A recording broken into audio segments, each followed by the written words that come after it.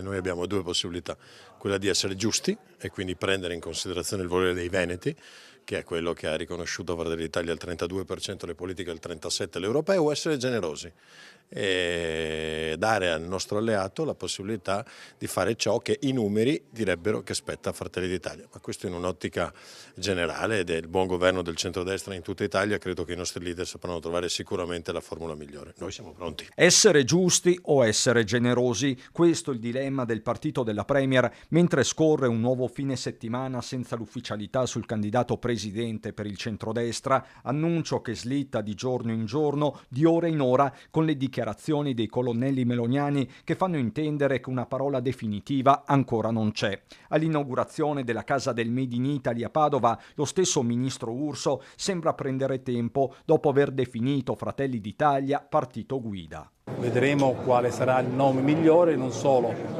per la campagna elettorale, ma soprattutto per governare questa regione. E quel vedremo in questa fase fa la differenza con la Lega che sta organizzando un grande evento al Palageox, anche se un'ora e una data certa ancora non ci sono. Usa una metafora calcistica Luca De Carlo. Potrei parafrasare Bosco e dire che rigore è quando arbitro fischia, quindi le ricostruzioni di questi giorni erano ricostruzioni giornalistiche, ciascuno fa il proprio lavoro, ma in concreto c'era un lavoro del centrodestra del tavolo, perché non è facile dopo 15 anni di Zaia trovare un candidato e trovare un accordo su un candidato. Non la si sta tirando un po' troppo per le lunghe?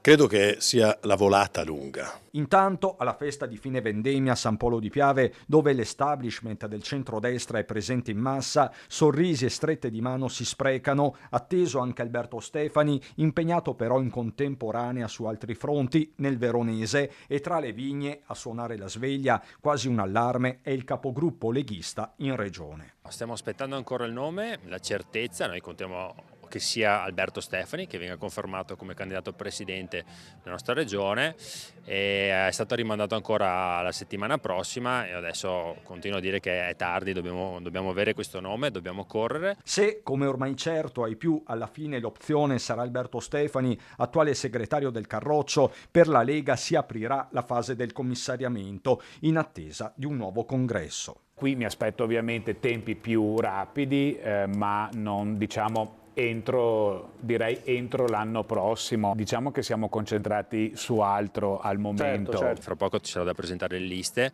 e noi, anche per rispetto nei confronti dei veneti, dobbiamo dare il candidato presidente, dobbiamo far sapere ai veneti chi sarà il candidato di centrodestra. Non possiamo più aspettare, ripeto, è una questione di rispetto nei confronti dei veneti.